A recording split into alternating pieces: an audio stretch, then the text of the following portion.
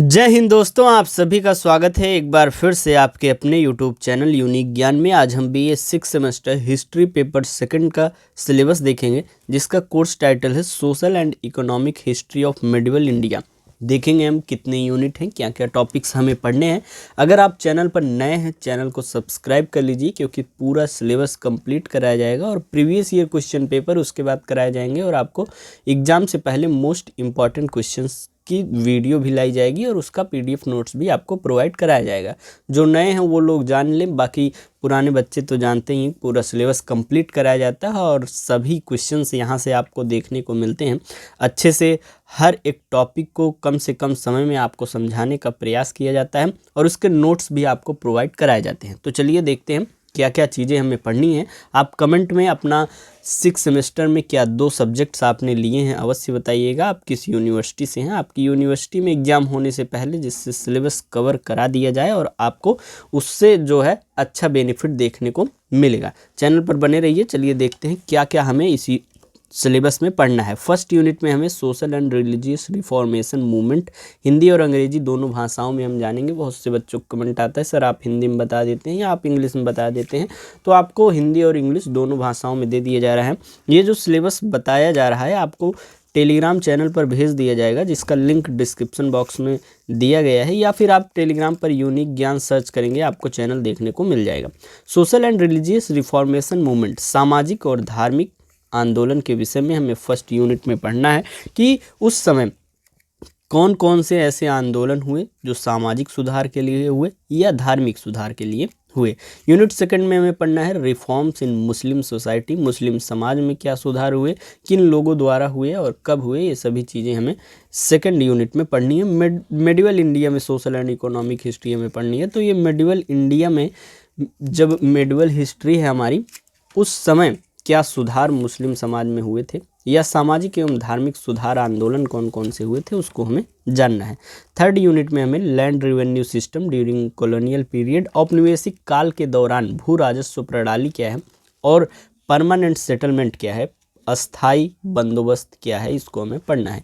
अर्थात औपनिवेशिक काल के दौरान अंग्रेजों द्वारा क्या बंदोबस्त किया गया था भू राजस्व प्रणाली में, जिसमें से अस्थाई बंदोबस्त, परमानेंट सेटलमेंट, रैयतवाड़ी और मालवाड़ी व्यवस्थाओं उन लोगों द्वारा लगाई गई थी। तो इन तीनों व्यवस्थाओं को बेहतरीन तरीके से हम समझेंगे अलग अलग, फिर कंपैरिजन करके किस में क्या लाभ था, किस में किसानों का लाभ था, किस में किस प्रकार से किसानों का शोषण किया जाता था या आम जनता का शोषण किया जाता था, कौन सी व्यवस्था सबसे अच्छी थी, ये सभी चीज़ें हमें पढ़नी है। औपनिवेशिक काल में ये 3 कुल मिलाकर व्यवस्थाएं लाई गई थी भू राजस्व प्रणाली में। ये आपके तीसरा यूनिट हो गया।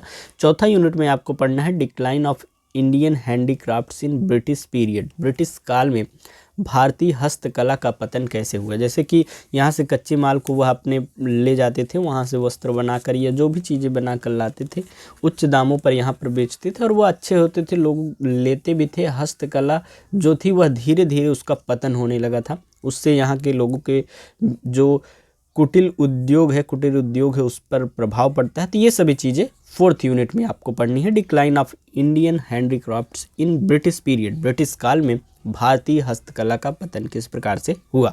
यूनिट 5 में आपको commercialisation of agriculture and its impact on India, कृषि का व्यवसायीकरण और भारत पर इसका क्या प्रभाव पड़ता है, इसको हमें पढ़ना है यूनिट 5 में। कुल मिलाकर आपके 5 यूनिट हो गए। आप शुरुआत कहाँ से करेंगे, आपका जो सिलेबस टाइटल है वही है social and economic history of medieval India. तो सोशल एंड रिलीजियस रिफॉर्मेशन या मुस्लिम सोसाइटी में क्या होता है, या लैंड रेवेन्यू सिस्टम विभिन्न क्या है कॉलोनियल पीरियड में औपनिवेशिक काल के दौरान, उसको पढ़ना है।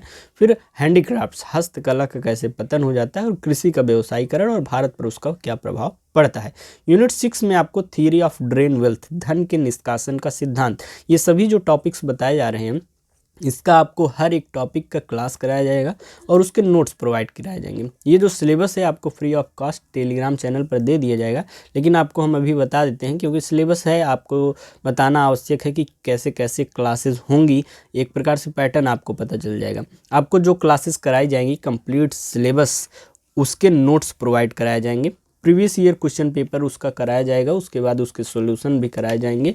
तो ये आपको सॉल्व एंड एक्सप्लेन PDF भी मिलेगा, सब्जेक्ट वाइज सीरीज PDF, जो आप मतलब जैसे हिस्ट्री लिए हैं, हिस्ट्री की आप सीरीज़ जो है ख़रीदना नहीं चाहते हैं तो उसकी भी PDF आपको मिल जाएगी। और ये सभी चीज़ें आपको मात्र 25 रुपये में मिल जाएंगी। आपको इस नंबर पर मैसेज करना है 86,048 46,796। इस पर आप मैसेज करेंगे, बता देंगे सर हमें हिस्ट्री पेपर फर्स्ट और सेकंड दोनों का नोट्स चाहिए, previous year question paper solution, या सब चीज़ें उसमें मिल जाएंगी।